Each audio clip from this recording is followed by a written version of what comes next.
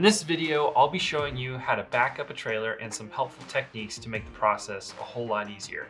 Now, the whole concept of backing up a trailer can sound confusing, but once you understand the simple physics behind it, you'll be able to back up a trailer with ease and confidence and control. So towing a trailer is a lot easier than backing one. That's because you're essentially towing a triangle by a point, and when you pull by that one point, the rest of the triangle follows. Simple enough. But if you try pushing the triangle by a point, you'll notice the triangle doesn't want to go straight. It tends to drift from one side to the other.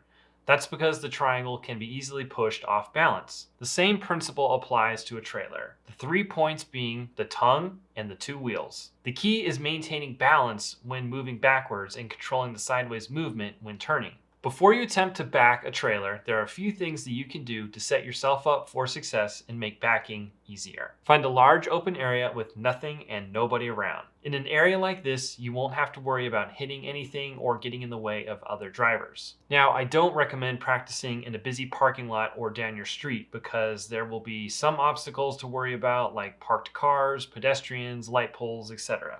I'd recommend going to a vacant lot, like a sports stadium parking lot or a school parking lot on a Saturday, wherever you can find. After you're in a wide open area with no obstacles around, the second thing you can do to make practicing backing up a lot easier is having a spotter. Having someone standing behind your trailer, spotting or watching you can be super helpful.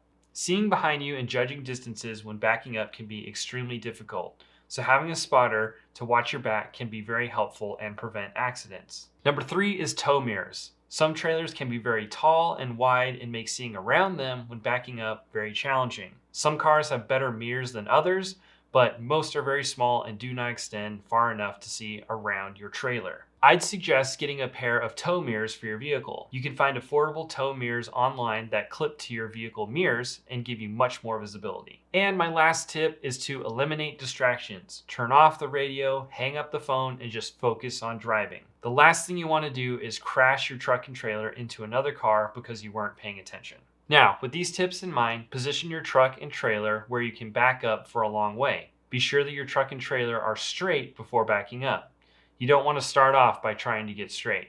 That's just going to make backing up a whole lot harder. So start straight with lots of room to back up and put your truck in reverse and focus on backing up as straight as you can, nice and slow. It's very important not to go too fast. When you go fast, it's easy to lose control, and that's when accidents happen. So nice and slow is key. Now, experienced drivers can back trailers without even thinking about it. It's a feeling, if you will. And that skill doesn't happen overnight. It takes practice and seat time. It can be confusing. How do I know which way to turn the wheel, you may ask? Well, backing a trailer is opposite to what you're used to when backing up a car.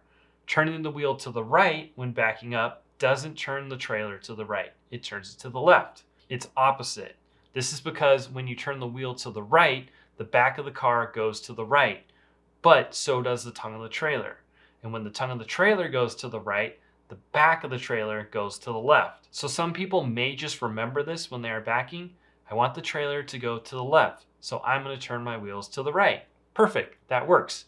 If that thinking process makes sense and works for you, go for it. But there is an easier way, at least in my opinion, and that is to hold the bottom of the steering wheel when you're backing up. When you do this, the trailer goes the same way as the direction that you're turning the bottom of the wheel. Turn the bottom of the wheel to the left, and the trailer goes to the left. For me, this is a much easier way to learn and keeps things simple when backing up. You can play with both strategies and see what works for you. Now, when you're practicing, choose one of these strategies, back up slowly, and see how long you can go and how straight you can go.